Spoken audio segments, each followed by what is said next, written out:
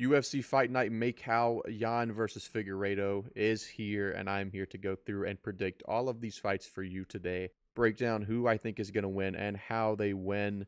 I got a lot of new subscribers last week, and I'm pretty sure it's because, shout out to UFC Predictions Tracker, a really good channel if you like to keep up with predictions. They track so many UFC YouTube channels that make prediction videos. They put them all into one video so you can see who is picking who, how many YouTubers are picking this guy, how many are picking that guy. It's a good way to see popular underdogs if you're into betting. But anyway, I think it's because I did really good on picks last week. I was like number one. I only got one fight wrong. So I think a lot of people saw my name in the video and came over to subscribe to get the good picks. And if you're here for good picks, I have awful news for you. You're going to be very disappointed very quickly because I can't pick fights. You're going to learn very quickly. I'm probably going to do awful on this card, but welcome anyway. Glad to have you around. We're going to start with Maheshate versus Nikolas Motta. There's a lot of names. We're in China. There's a lot of Asian, Chinese names on here that I'm just not going to be able to pronounce. I'm sorry. But Maheshate versus Nikolas Motta. There's no odds for like any of these fights pretty much, but I'm probably I want to pull up Tapology. My gut is telling me I want to go with Nikolas Motta.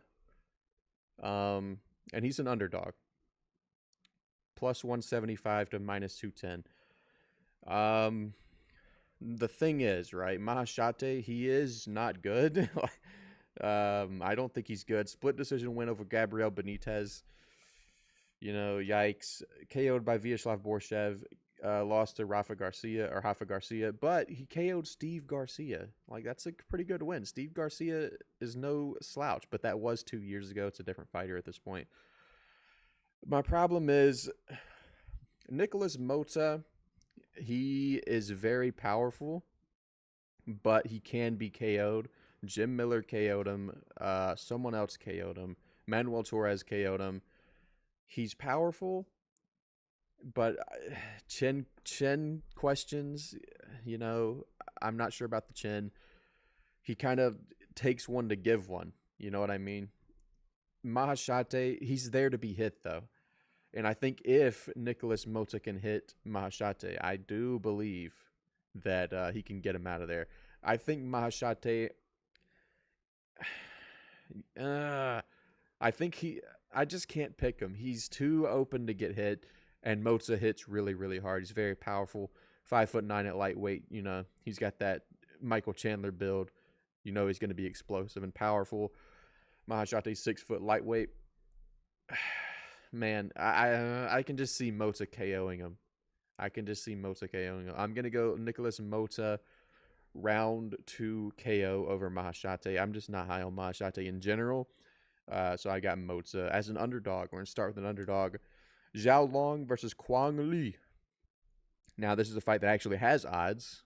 Xiao, this is a pick'em. Xiao, if I'm not mistaken, is coming off I want to say it was the road to the UFC finale, like championship fight for him over, what was his name? I can't remember, but it was a fight where like they both fought in the clinch. I remember that. It was like they were both clinch heavy like the entire fight. Kind of like just a Muay Thai fight. They were both just in the center of the cage, in the clinch, just kneeing each other. It was a very interesting fight. Chong Ho Lee, it was a split decision loss. Chong Ho Lee beat him. I'm pretty sure I picked Chong Ho Lee. But he's coming off that loss. And Quang Lee is coming off the loss to Chris Gutierrez, where he stepped in on short notice and actually made it to a decision. He was a pretty big underdog in that fight, and a lot of people were surprised that he made it the distance with Chris Gutierrez. And, this is what I did last week, so you can't say it doesn't work, because this is exactly how I picked my fights last week, and I went like 11-1. So I don't want to hear it. Quang Lee, right? He's got the curse. Hear me out. Hear me out. He's got the curse of looking good against a decent opponent on short notice. So that means he's gonna lose this fight. Hear me out, right? Basil Hafez looked really good against JDM, split decision loss, and then he like almost loses to Mickey Gall. You know what I mean? There's more examples than that, but it's like a guy looks good on short notice against a really good opponent. It's like, okay, respect. He actually put up a close fight. I can't wait for his next fight. It's going to be a step down in competition. And then, boom, he loses, you know? So, dude, you got to trust me, okay? Hear me out. The logic is sound. This is what I did last week, so don't tell me it doesn't work. I'm going Xiao Long. I like his wrestling. I think he can get Quang Lee to the ground. Plus, he's got the curse. So, I'm going to go with Xiao Long in that one in a pick'em fight. Oh, God. Kavanagh. Lone Kavanagh. I don't know. Versus Jose Ochoa. Okay. First thing I see, right? Jose Ochoa. He's got no measurables. You know what that means. He's probably getting cooked. I do know a little bit about Loner Kavanagh. He's very quick. I know that. Jose Ochoa. Let me look at Tapology because I haven't seen this guy fight. I'll be honest. You know, you can call me a casual. Not tuning into Jose Ochoa fights. He's a plus 310 underdog. Okay, that's about what I figured. Anaconda choke, TK, KO, TKO, KO, TKO, KO, TKO. Okay, he's got a lot of finishes. He's a finisher. He's young. They're both young, but man, Loner Kavanagh, he's kind of like that. He's so short. He's got the speed. He's so quick. Just watch this fight. You'll see what I mean. I haven't watched Jose Ochoa fight, but I just can't imagine that he's gonna somehow be quicker than Loner Kavanagh because he is very quick. He's coming off of Cage Warriors. Just had his road to the, or no, not road to the UC. He's got the gloves right there. Dana White's Contender Series fight where he won by KO, I believe. Yes, he did. He's very, very quick. He's very quick. So I can't imagine Jose Ochoa is going to be quicker. It's just like, you know, I haven't seen him fight, obviously. But Kavanagh's too quick. He's so quick that I can't imagine someone's quicker, you know? So I'm going to go Loner Kavanagh because speed. That's why. Speed. He's a big favorite for a reason. This guy has no measurables. I'm not going to overthink it. Loner Kavanagh, no picture. No measurables. Loner Kavanagh's quick. I think he's going to KO him round 1. Oh, God almighty. I'm not going to try, okay? Not going to try. He's fighting Carlos Hernandez. Okay, Carlos Hernandez. He's coming off the loss to Ray Saruya, where they had really good grappling exchanges in that fight. It was some of the most entertaining grappling you'll see. Really good rolls. They were scrambling, constant scrambles. It was a really fun grappling fight. If that's the kind of fight that you show someone that's getting into the sport, hey, this is what grappling is all about. This is fun grappling. This isn't Marab grappling, you know. But he did lose that fight, and then before that, he got KO'd by Tatsuro Taira. He beat Dennis Bondar, which, you know, people were high on Dennis Bondar, but he has no good wins in the UFC. If he even has a win in the UFC, he might have one. Lost to Alan Nascimento, beat Victor Altamirano by split decision. And then dude over here, again, I'm not going to try. Man. Carlos Hernandez is tricky because it was a decent fight with Ray Saruya, who is talented. He is a talented grappler. And Buddy over here is a pretty good grappler as well.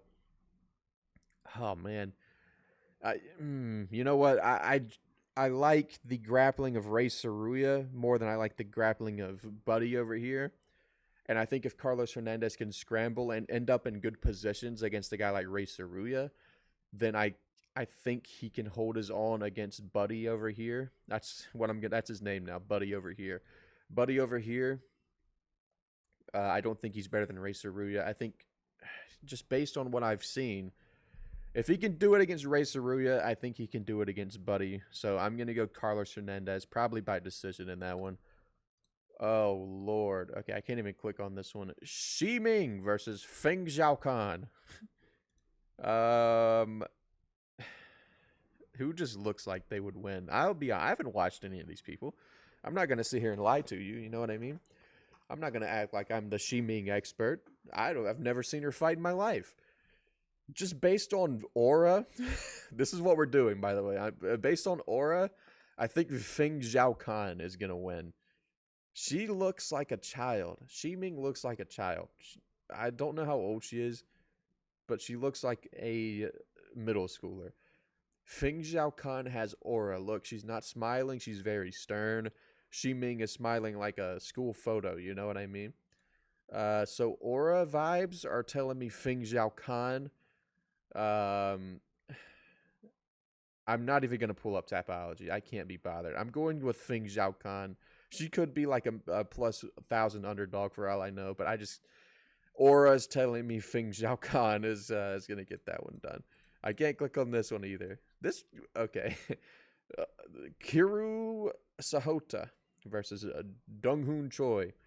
Now, Donghun Choi, he's a pretty powerful individual, okay? Kiru Sahota, he's a little goofy. Look at his face over there. A little goofy. But he's coming off road to the UFC. I believe both of them are. This is like the finale, their championship, whatever it is. I don't know. I don't watch road to the UFC. I'm gonna be honest. Oh man, I don't know. I'm gonna go Donghun Choi because I've actually seen him fight before. I watched his last fight. I've never watched Kiru sing Sahota before. This is what we're getting. This is the card. You know, it's the China card. There's a lot of Asian talent, and I'm just not familiar with a lot of them. Speaking of not being familiar, I do know Suyoung Yu. He's a guy he has no match. Neither one of them do. Oh my god. Suyoung Yu is a guy that's gonna wrestle. I know that he is a good wrestler. Now, Baergeng, whatever. I don't care, dude. I'm calling him dude. Suyoung Yu, I know him because I've actually watched his fights before. I can't say the same for dude over there. What I know about Suyoung Yu is that he can wrestle. He likes to wrestle.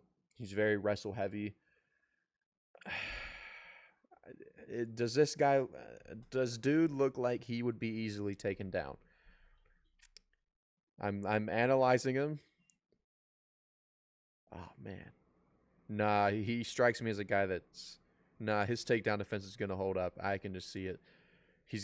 I just believe he's going to beat Suyoung Yu. I've got a dude over here.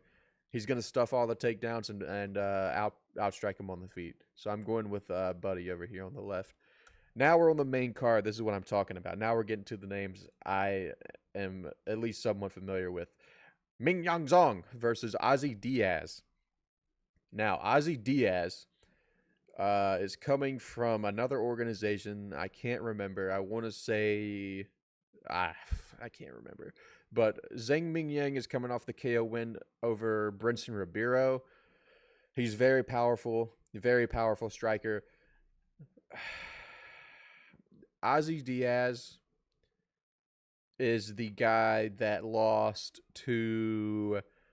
Who did he lose to? It's going to kill me. He got KO'd on Dana White's Contender Series. Who KO'd him? Oh my god. He got... I can't remember. But he didn't get the contract. He went somewhere else, and now he's back in the UFC. It's going to kill me. It's going to kill me, but if you know Ozzy Diaz, that's probably where you know him from. But I'm going to go Zhang Mingyang. He's KO'd UFC level competition, at least. He beat Tuco Tacos on road to UFC, and then he beat Brinson Ribeiro like I don't know, like 8 months ago at this point. I can't remember when that fight was, but it was sometime this year. Ozzy Diaz, who KO'd him? It's going to kill me. Someone KO'd him. But I'm going to go Zhang Mingyang by round 1 KO because I'm pretty sure. I can't remember, man. It's going to kill me. Volkan Oezdemir versus Carlos Ulberg. I'm going with Carlos Ulberg. Is he a favorite? Oh, he is a big favorite. What? Okay, that's kind of surprising. I'm going to go Carlos Ulberg. He is a very talented kickboxer hailing from City Kickboxing in New Zealand where Adesanya and Kaikar France and all these people train. Very talented. He was scheduled to fight Jamal Hill at one point. I think Jamal Hill had to pull out because that fight changed like 7 times. It ended up being like Anthony Smith versus Roman Dolidze somehow. But a very talented kickboxer, pretty quick, pretty powerful for the 205 division. Volkan Oezdemir coming off the KO over Johnny Walker, which, you know, welcome to the club. I KO'd Johnny Walker last week. Volkan Oezdemir just adds his name to the list. But he's good and he is powerful. But this isn't Johnny Walker. So I think Carlos Ulberg, I trust his chin, first of all. I don't think he's going to get flatline KO'd like Johnny Walker did. And I think he's just going to be able to hold his range against Oezdemir, who maybe can try shoot a takedown, but I don't think he's going to get Ulberg to the ground. I just see this being a Carlos Ulberg pick apart at range masterclass where he does this for like 15 minutes. Just uses his teep, uses leg kicks, chops at Volkan Oezdemir, pumps the jab out there, just keeps him at bay and wins a decision. I don't think he's going to KO Oezdemir. I maybe he could, but I think Ulberg by decision is probably going to be the pick. I like Oezdemir. It was funny watching him KO Johnny Walker, as it always is, but you know, I got to go Ulberg in that one. Wang Cong versus Gabriel Fernandez. I'm going with Wang Cong because she's coming for Valentina Shevchenko. She's coming. She KO'd Victoria Leonardo in her last fight in like a minute. Gabriela Fernandez, she's decent. I think she's like a grappler, heavy fighter. I could be wrong.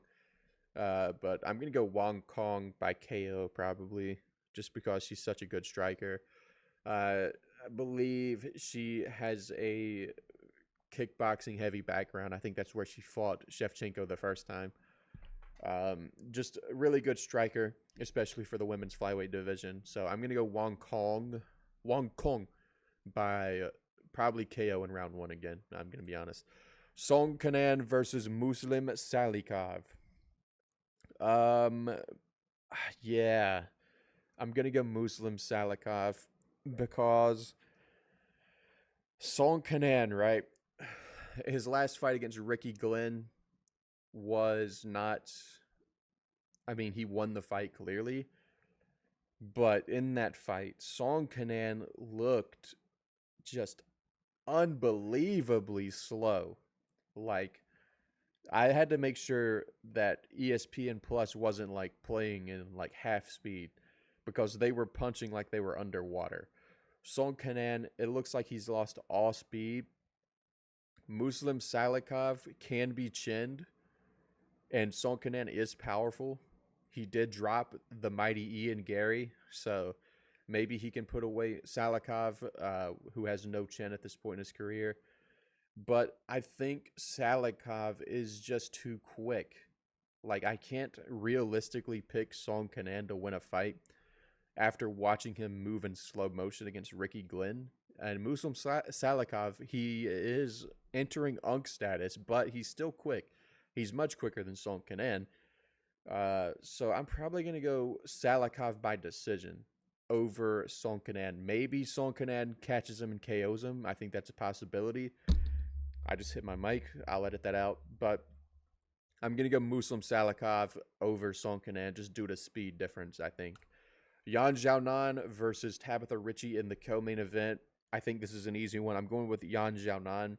Tabitha Ritchie doesn't have a single impressive win in her entire career. Tabitha Ritchie doesn't have a single impressive win in her entire career. You know, So, like, I'm not picking her to beat Yan Xiaonan. It's just how it goes. I guess she beat Jillian Robertson, but like, who cares? I'm looking at her wins. Polyana Viana, who cares? Jessica Pene's garbage. Jillian Robertson, she lost to Lupita Godinez. She beat Tisha Pennington. Who cares? She beat Angela Hill in a fight that she arguably should have lost. And now she's stepping all the way up to fight the number 2 ranked Yan Xiaonan. I think her devil voodoo magic is finally going to wear off and she's going to lose this fight to Yan Xiaonan. Like, if things make sense, Yan Xiaonan should win this fight. But, it's WMMA, so anything can happen, as we saw last week. That was the only fight I got wrong, was the Karine Silva fight, where she was like a minus 300 favorite, of course. But, yeah, I'm going to go Yan Xiaonan. Tabitha Ritchie doesn't beat anyone good. I think that one's pretty simple. Yan Xiaonan by decision is probably the move. And now we move to the main event. Petr Yan versus Deiveson Figueiredo. And this one was pretty easy for me. I think, again, if things make sense in this world, then Petr Yan should beat Deiveson Figueiredo. Deiveson Figueiredo, he is good. He is undefeated at bantamweight. He is powerful. He did drop Chito Vera. He is well-rounded. He can shoot a takedown. He can submit you. However, Petr Yan is just too good, I think. Petr Yan is, like, I don't know how to describe it, but Petr Yan is too good everywhere. He doesn't have like a glaring weakness that Deiveson Figueiredo is just going to go out there and exploit. I don't think he's going to KO him, first of all, because Petr Yan's chin is really good. Figueiredo, maybe he just has that different level power. Maybe he does, and maybe he can KO Petr Yan, but I just don't see it. One, his chin's good. Two, his defensive maneuvers are too good to get hit clean by Figueiredo. I think he's got too good of too good of footwork and head movement is what I'm trying to say. Too good of footwork, too good of head movement. He rolls with punches really well. It's really hard to hit Petr Yan clean. He's one of the best boxers in the sport. So I think Deiveson Figueiredo catching him and like dropping him or KOing him is out of the question. Can Deiveson Figueiredo shoot a takedown and control him and submit him? I mean, Aljamain Sterling, you can say what you want about Aljamain Sterling, but he's one of the best grapplers in the sport, and even he could barely hold down Petr Yan for 2 rounds to win that fight. And even when he had Petr Yan's back for pretty much the entirety of rounds 2 and 3 in their rematch, he couldn't submit him. Is Figueiredo going to do any better? Maybe. But I don't see it. I think Aljamain Sterling is a more tricky grappler. So it's hard to see Yan. And plus, Aljo's a big bantamweight, and he's up at featherweight now. We're talking about Figueiredo, who's coming up from flyweight. So I just think it's hard to see a path where Figueiredo wins. I think the only way Figueiredo wins is by KOing Yan, which again, I think it's a long shot. I think this fight starts slow, where Yan kind of gives up the first round, as he typically does. I think Figueiredo they'll be kind of going tit for tat on the feet, landing. They'll both land here and there, but Figueiredo will land like the bigger shots of the round, barely, and edge out round 1. And I think from there, Yan is going to figure out Figueiredo, and I think he's going to win the rest of the rounds through his striking. I could see Figueiredo throwing in a couple takedown attempts here and there, but I think Yan stuffs him, keeps the fight on the feet. And maybe even Yan can mix in some takedowns. Like I said, he's so well-rounded. Look at how he did Aljamain Sterling. Look what he did to Sean O'Malley, even though he lost that fight. It was close. He can mix in the takedowns. He can box. He can strike. It's just too much for Figueiredo. I think this is where his bantamweight streak ends. I think he ran into his match. But again, maybe Figueiredo just does have that different level of power. Maybe we'll find that out. That, oh my God, he flatline KO'd Petr Yan. He is different. He's got ungodly power in his hands. Maybe that's the case. But I'm going to trust in the constant variable here in this case that I know of. The constant is that Petr Yan is one of the most well-rounded bantamweights on the roster, if not the most well-rounded. And I'm not going to bank on Figueiredo just landing a KO shot against a guy who is super hard to hit clean. So I'm going to go Petr Yan to win this fight 49-46 decision, maybe 48-47, but I'm going to go Petr Yan. Unanimous decision, and that's the pick. And those are going to be my picks for UFC Fight Night. Macau, Yan versus Figueiredo. Let me know what you guys think in the comments below. Who are you going with, Petr Yan or Deiveson Figueiredo? Let me know in the comments. Become a member if you want to support the channel. It's only $2 a month. And I will see you guys next time.